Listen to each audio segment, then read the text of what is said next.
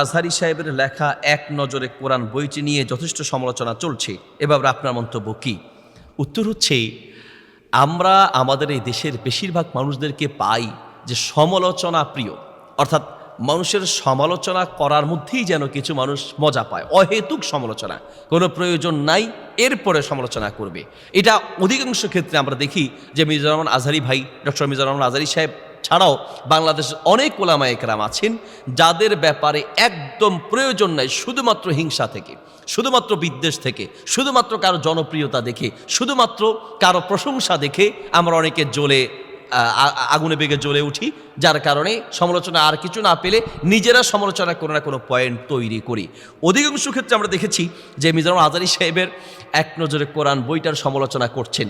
অনেকেই সমালোচনা করতে গিয়ে লিখেছেন যে আমি এখনও পড়ে দেখি নাই, আমার হাতে এখনও বইটা আসে নাই, একটু দেখেছি ফেসবুকে, এই একটা পৃষ্ঠা দুইটা পৃষ্ঠা দেখেছি, এক দুই পৃষ্ঠা দেখেই আপনি পুরো বইয়ের সমালোচনা শুরু করেছেন। এখন আপনি বইটা পড়েন নাই, না পড়েই সমালোচনা শুরু করেছেন, তাহলে তো স্পষ্ট বোঝা যাচ্ছে যে আপনি কী উদ্দেশ্যে সমালোচনা করছেন।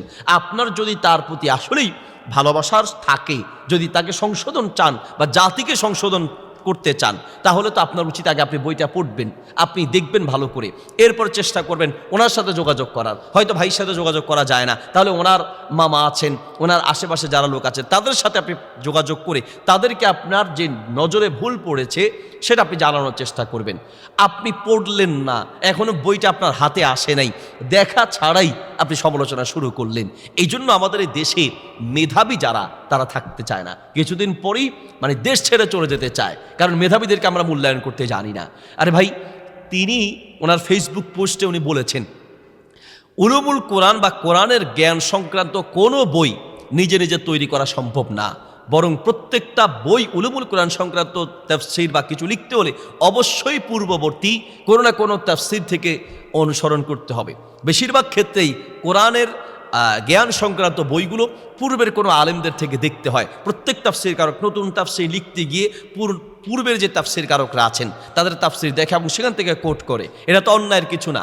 হ্যাঁ, এছাড়াও ডক্টর মির্জা রহমান আজহারী সাহেবের ভেরিফাইড যেই পেজ আছে সেখানে উনি উল্লেখ করেছেন যে ওনার এই বইটা লিখতে গিয়ে উনি মাআলিমুস সুয়ার, তারপরে বিতাকাতু সুয়ারিল কোরআন, এই ধরনের কিছু বইয়ের নাম উনি উল্লেখ করেছেন, যে বইগুলো থেকে দেখে দেখে সেখান থেকে সহযোগিতা নিয়ে তারপরে তিনি লিখেছেন। আমরা অনেকেই বেশিরভাগ ক্ষেত্রে এই বইটার সিস্টেম বা পদ্ধতি, আমি যতটুকু দেখেছি তা হচ্ছে মাআলিমুস সুয়ার একটা আরবি বই আছে, যেই বইয়ের সাথে সিস্টেম এবং পদ্ধতিগত অনেকটা মিলে, কিন্তু একেবারে 100% যে মিল এমনটা নয়, অনেক ক্ষেত্রে মিল আছে, অনেক ক্ষেত্রে মিল নাই। তাহলে যেই কোনো বই আপনি যখন উলুমুল কোরআনের উপরে লিখবেন বা উলুমুল হাদিসের উপরে লিখবেন, তখন পূর্বের কোনো বইয়ের সাথে আপনার মিল থাকতেই পারে। এটা কি এত সহজ হয়ে গেল যে একেবারে উনি এটাকে কপি পেস্ট করে লিখে দিলেন? এমন তো না। অনেকে মনে করেন যে কপি পেস্ট, পুরোপুরি কপি পেস্ট এই কথাটা ভুল, কারণ আমরা যতটুকু দেখেছি একদম হুবহু কপি পেস্ট নয়। হ্যাঁ, অনেক ক্ষেত্রে মিল আছে এবং স্ট্রাকচারে কিছুটা মিল আছে, তো মিল কিছু থাকে, এই জন্য এটা সমালোচনা করতে হবে। এই যে একটা খেদমত, আমার জানা মতে আমরা যারা আলহামদুলিল্লাহ লেখালেখি করি বা আমরা বইয়ের জগতে যারা পড়ালেখা করি, আমাদের জানা মতে, বিশেষ করে আমার জানা মতে, আমি এই রকম আর কোনো বই ইতিপূর্বে বাংলাদেশে ছাপানো হয়েছে বাংলা ভাষায় আমি পাইনি।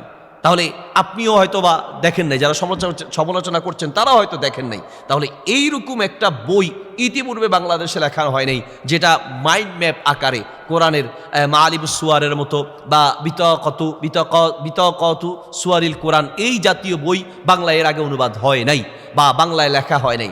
সেখানে উনি অনুবাদ করেছেন, অনেক ক্ষেত্রে হুবহু রেখেছেন, কিছু জায়গায় চেঞ্জ করেছেন, অথবা বেশিরভাগ জায়গায় উনি হুবহু রেখেছেন। তো তাতে কি হয়েছে?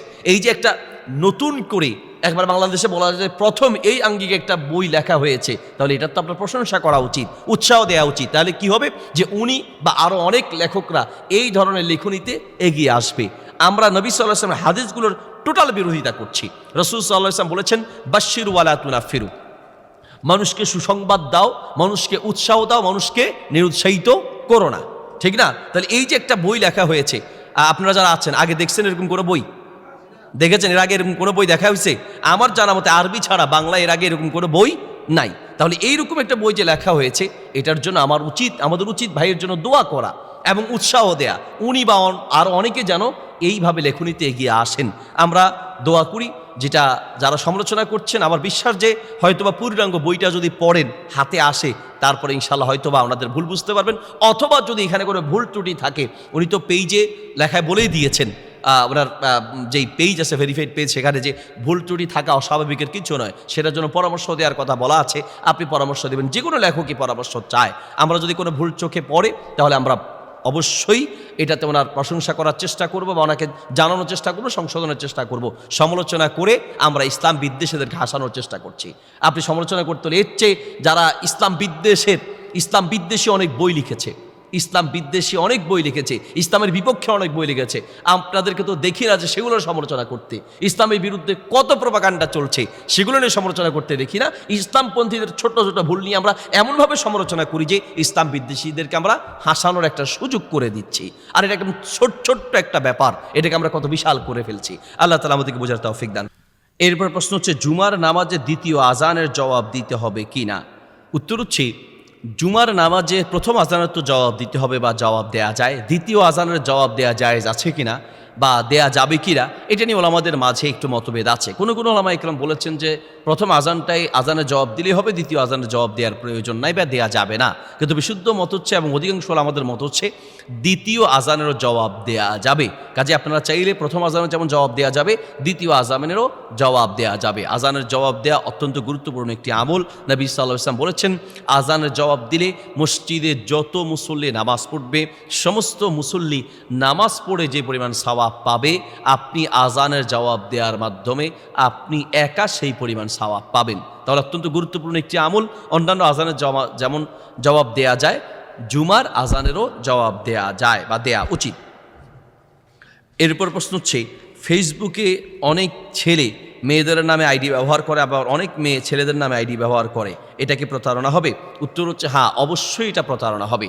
নিজের নাম চেঞ্জ করা, ছেলের জায়গায় মেয়ে, মেয়ের নাম জায়গায় ছেলের নাম ইউজ করা আইডি বা ইত্যাদির ক্ষেত্রে, হ্যাঁ, আপনার কোনো ব্যবসা প্রতিষ্ঠান আছে বা ইসলামী কোনো নাম আপনি দিয়ে আইডি চালাতে পারেন, কিন্তু পুরো নামটাই চেঞ্জ করে দিলেন এবং আপনি হলেন ছেলে, পরিচয় দিলেন মেয়ের, আপনি হলেন মেয়ে, পরিচয় দিলেন ছেলের, এটা অধিকাংশ ক্ষেত্রে প্রতারণার কারণ হয়ে থাকে। হ্যাঁ, এমনটা হতে পারে যে আইডিটা আপনার ভাইয়ের, কোনো কারণবশত আপনি মেয়ে মানুষ, আপনার নামের আইডিটা যদি চলে, তাহলে সেই ক্ষেত্রে হয়তো বা কেউ এখানে প্রতারণার আশ্রয় নিতে পারে, আপনার সাথে মেসেঞ্জারে খারাপ কিছু পাঠাতে পারে, খারাপ কোনো আবদার করতে পারে। এই সমস্ত কোনো কারণে আপনি ভাই বা অন্য কারো আইডি ব্যবহার করতে পারেন, কিন্তু পুরুষের নাম দিয়ে ব্যবহার করার প্রয়োজনে আপনি এমন নাম ব্যবহার করতে পারেন যে নামটা সরাসরি পুরুষ বা মহিলা বোঝায় না। অনেক মেয়ে এইভাবে যদি আপনার একান্ত প্রয়োজন হয়, তবে আমরা বলি যে মেয়েদেরও আসলে ফেসবুক ইউজ করা থেকে বিরত থাকা উচিত। কারণ হচ্ছে যে আপনার ফেসবুক যেটা বুঝতে পারে, তখন ছেলেরা ভিন্ন কোনো কারণে আপনার সাথে যোগাযোগ করার চেষ্টা করতে পারে। এই জন্য প্রয়োজন নেই। যদি একান্ত কোনো কারণে ব্যবহার করতেই হয়, নিজের নাম ইউজ করতে পারেন, সেক্ষেত্রে লক করার যে সিস্টেম আছে সেটা ইউজ করতে পারেন, লক করে রাখতে পারেন। আপনার আইডি লক করবেন, শুধুমাত্র যারা আপনার পরিচিত মাহরাম অথবা দিনী বোন, তাদের সাথে আপনি যোগাযোগ রাখলেন। আমভাবে যদি করতে চান আপনার নাম দিয়ে, তাহলে সেক্ষেত্রে প্রতারক যে সকল ছেলেরা আছে, তারা ভিন্ন উদ্দেশ্যে আপনার সাথে যোগাযোগ করার চেষ্টা করতে পারে, আপনার কমেন্ট বক্সে ভিন্ন মন্তব্য করতে পারে। সেক্ষেত্রে আপনি কোনো পুরুষের নাম না দিয়ে, বা আপনার ভাই বা বাবা কারো যদি আইডি থাকে তাহলে তো ভিন্ন কথা, অথবা আপনি পুরুষের নাম ব্যবহার না করে আপনি আনকমন কোনো নাম ব্যবহার করতে পারেন। কোরআন আমাদের কোরআন আমাদের কিতাব, কোরআন ধর্মীয় কিতাব, কোরআন আল্লাহর কিতাব, ইসলাম আলো, এই কথার কথা, বা এসো ইসলামের পথে, এসো জান্নাতের পথে, এই জাতীয় আনকমন কোনো নাম আপনি ইউজ করতে বা ব্যবহার করতে পারেন।